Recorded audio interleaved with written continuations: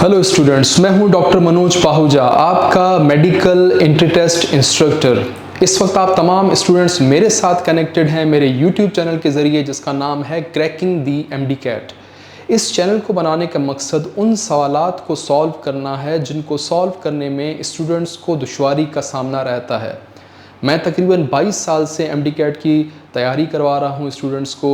बहुत सारे स्टूडेंट्स मेरे साथ जुड़े होते हैं और तकरीबन का एक सवाल मुझसे रहता है जो उन्हें बार बार परेशान करता है। वो ये कि वो स्टूडेंट्स कहते हैं हम सर 16-16 घंटे पढ़ रहे होते हैं, सारी रात हम पढ़ रहे होते हैं, हमारे कॉन्सेप्ट्स भी क्लियर होते हैं, हमने टॉपिक भी अच्छा याद किया होता है, लेकिन जब हम एमसीक्यूज़ की प्रैक्टिस करते हैं तो उस वक्त वो सवालात हमसे गलत हो जाते हैं। बहुत बार बहुत आसान सवाल भी गलत हो जाते हैं और मुश्किल सवालों को सॉल्व करने में तो हमें प्रॉब्लम का सामना रहता ही है। तो तमाम स्टूडेंट्स सुन लें, पढ़ाई एक अलग डोमेन है और उस पढ़ाई को अप्लाई करना, क्वेश्चंस को सॉल्व करना, ये एक अलग डोमेन है। इन दोनों चीज़ों को हमें साथ साथ लेके चलना होगा। ऑब्वियसली हमारी पढ़ाई तो अच्छी होनी चाहिए, हमारे कॉन्सेप्ट्स तो क्लियर होने चाहिए, लेकिन जब हम एमसीक्यूज़ को सॉल्व कर रहे होते हैं तो उस वक्त उन कॉन्सेप्ट्स को अप्लाई करके कैसे सही आंसर तक पहुंचा जाता है, ये एक बहुत ही अहम बात है।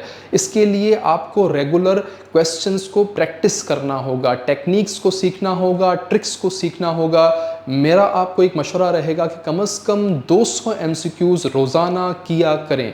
ये प्रैक्टिस करना बहुत ज़रूरी है क्योंकि हमारे रिफ्लेक्सेस बिल्ड होने में थोड़ा टाइम लेते हैं। मिसाल के तौर पर एक छोटा बच्चा जो अभी तक चलना फिरना सीखा नहीं है, वो अपना पहला कदम जब उठाएगा तो ऐसा नहीं हो सकता कि फ़ौरन ही एक तेज़ी से वो दौड़ लगाना शुरू कर दे। उसको कुछ अरसा चाहिए, 2 से 3 महीने चाहिए जिसमें जाके वो अपने आप को बैलेंस करेगा और उसके बाद वो चलना शुरू करेगा और फिर दौड़ना शुरू करेगा। तो 2 से 3-4 महीने आपको भी लगेंगे। आप ये मत सोचें कि पहले दिन आपके सारे सवाल ठीक हो जाएंगे, लेकिन ग्रेजुअली अगर आप रेगुलरली 200 सवालात अपने घर में प्रैक्टिस करते हैं तो उसके बाद कुछ वक्त ऐसा आएगा कि आप बहुत जल्दी से बहुत सारे सवाल आसानी से सॉल्व कर पाएंगे, एक्यूरेसी के साथ सॉल्व कर पाएंगे। मैं ये तो नहीं कहता कि आपके 100% सवालात ही ठीक हो जाएंगे, लेकिन एटलीस्ट आपके 90% क्वेश्चंस जो हैं वो ठीक होने चाहिए। तो इस चैनल का पर्पज़ यही है कि उन मुश्किल सवालात को, और बेशक अगर आसान सवाल भी हमारे सामने आ जाएं तो किस तरीके से, किन स्टेप्स पे चल के हम उन क्वेश्चंस को आसानी के साथ सॉल्व कर सकते हैं।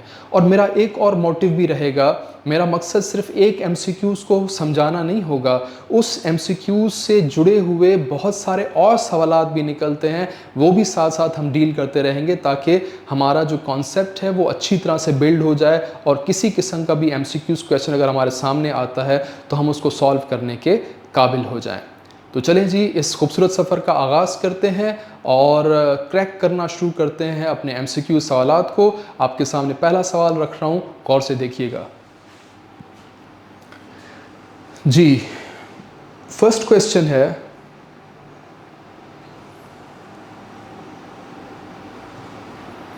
Digestive enzyme hydrolases are present in. अब इस सवाल में स्टूडेंट ने जो अप्रोच इस्तेमाल करनी है वो अप्रोच देखिएगा। सबसे पहले मेरा जो निशाना है वो है एंजाइम का लफ्ज़। आप जानते हैं एंजाइम वो केमिकल सब्सटेंसेस हैं जो हमारी बॉडी में केमिकल रिएक्शंस को स्पीड अप करते हैं। फिर दूसरी चीज़ हमने देखनी है ये लफ्ज़ डाइजेस्टिव एंजाइम्स। इस लफ्ज़ को दे के, डाइजेस्टिव के लफ्ज़ को दे के एग्जामिनर ने यहाँ पे आपको ट्रैप करने की एक भरपूर कोशिश की है। बहुत सारे स्टूडेंट्स इस ट्रैप में फंस जाएंगे। इस लफ्ज़ को देख के आप ये सोचेंगे कि ऐसे एंजाइम्स की बात हो रही है जो हमारे माउथ में, ओरल कैविटी में प्रेजेंट हैं, या हमारे स्टमक में हैं, या हमारी इंटेस्टाइन में मौजूद हैं, जो हमारे फूड को डाइजेस्ट करते हैं। अगर आप ऐसा सोच रहे हैं तो आप बिल्कुल गलत सोच रहे हैं। इन एंजाइम्स की बात नहीं की जा रही जो हमारे स्टमक में या हमारे इंटेस्टाइन में प्रेजेंट हैं, जिनका ताल्लुक फूड को डाइजेस्ट करने के साथ है, उनकी बात नहीं हो रही। यहाँ पर बात हो रही है इंट्रासेलुलर एंजाइम्स की। उन एंजाइम्स की बात हो रही है जो सेल के अंदर प्रेजेंट होते हैं।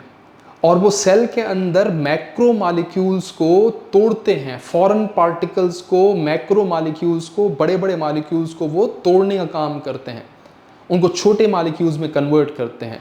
उन एंजाइम्स का जिक्र है। अब आप कहोगे सर ये तो लिखा नहीं हुआ, यहाँ पर तो लफ्ज़ डाइजेस्टिव है, हमें कैसे पता चलेगा कि इंट्रासेलुलर की बात की जा रही है? तो ऑप्शंस पे थोड़ा एक नज़र डालिएगा। ये ऑप्शंस कुछ बता रहे हैं। ऑप्शंस ये कह रहे हैं कि भाई हम जितने भी 4 ऑप्शन दिए गए हैं, हम सारे के सारे सेल के अंदर प्रेजेंट होते हैं। Vacuole, lysosome, Golgi bodies, mitochondria, ये ऑर्गेनेल्स हैं जो सेल के अंदर प्रेजेंट होती हैं। तो इसका मतलब जिन एंजाइम्स का जिक्र किया जा रहा है वो इंट्रासेलुलर एंजाइम्स ही हैं। अब उसके बाद इस लफ्ज़ पे ध्यान दीजिएगा, हाइड्रोलेसिस, मतलब इंट्रासेलुलर एंजाइम की कैटेगरी में जाके फिर हमने एक और कैटेगरी को एक्सप्लोर करना है जिसका नाम है हाइड्रोलेसिस। अगर आपने अच्छी स्टडी की हुई है तो आपको पता होगा कि एंजाइम की 6 कैटेगरीज होती हैं, एंजाइम की 6 क्लासेस होती हैं। मैं उन क्लासेस की आपको लिस्ट दिखा देता हूँ, बेशक आप उसको याद खुद कर लीजिएगा, मैं उसकी डिटेल में नहीं जाऊँगा, लेकिन आपको ज़रूर मैं उसको शो कर देता हूँ। जी, ये 6 कैटेगरीज हैं एंजाइम्स की, ऑक्सीडोरिडक्टेजेस, ट्रांसफरेजेस, हाइड्रोलेजेस, लाइजेस, आइसोमरेजेस एंड लाइगेजेस। इस लिस्ट में तीसरी कैटेगरी को गौर से देखिएगा। तीसरी कैटेगरी हाइड्रोलेजेस है और यही हमारे सवाल का हिस्सा है। हाइड्रोलेजेस क्या होते हैं? बहुत आसान सादा डेफिनेशन, अपने दिमाग की जो डिक्शनरी है उसमें सादा डेफिनेशंस जो हैं वो जमा किया करें ताकि आपको मेमोराइज करने में, वापस उसको रिकॉल करने में आसानी रहे। पानी डाल के तोड़ने वाले एंजाइम्स को कहा जाता है हाइड्रोलेसिस। नाम ही शो कर रहा है हाइड्रो, पानी डाल के तोड़ने वाले एंजाइम, बस इतने से हैं hydrolysis. Hydrolysis are class of enzyme that catalyze the hydrolysis of chemical bonds। सवाल के अंदर सवाल, क्या करते हैं हाइड्रोलिसिस? ये ब्रेक करते हैं, तोड़ते हैं, केमिकल बॉन्ड्स को तोड़ते हैं हाइड्रोलिसिस करके, पानी डाल के। This means they facilitate the breaking down of molecules by adding water. तो ये इसकी डेफिनेशन हो गई, वो आपने समझ ली। अगर आप डेफिनेशन लिख रहे हैं तो आपसे रिक्वेस्ट रहेगी कि आप वीडियो को बैक करके वापस देख लें ताकि हमारा टाइम बचे। मैं डायरेक्टली अपने क्वेश्चन पे आना चाहता हूँ, तो आते हैं क्वेश्चन पे। जी, क्वेश्चन ये क्या पूछ रहा था हमसे कि हाइड्रोलिसिस आखिर कहाँ लोकेटेड है? 4 ऑप्शन जो दिए गए हैं, इन तमाम ऑर्गेनेल्स के अंदर एंजाइम्स होते हैं, अपने अपने ज़ाती काम से रिलेटेड एंजाइम्स इन सब के अंदर होते हैं। मैं नीचे से स्टार्ट करता हूँ। सबसे पहले यहाँ पर लिखा हुआ है माइटोकॉन्ड्रिया। मैं नीचे से इसलिए कर रहा हूँ क्योंकि मुझे ऊपर के ऑप्शंस को थोड़ा डिस्कस करना है। माइटोकॉन्ड्रिया के अंदर एंजाइम्स हैं किस चीज़ के? Krebs cycle.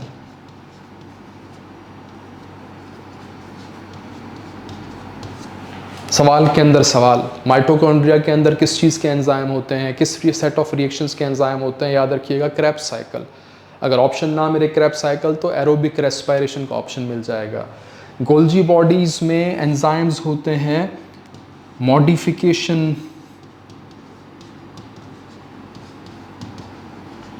Of proteins and lipids.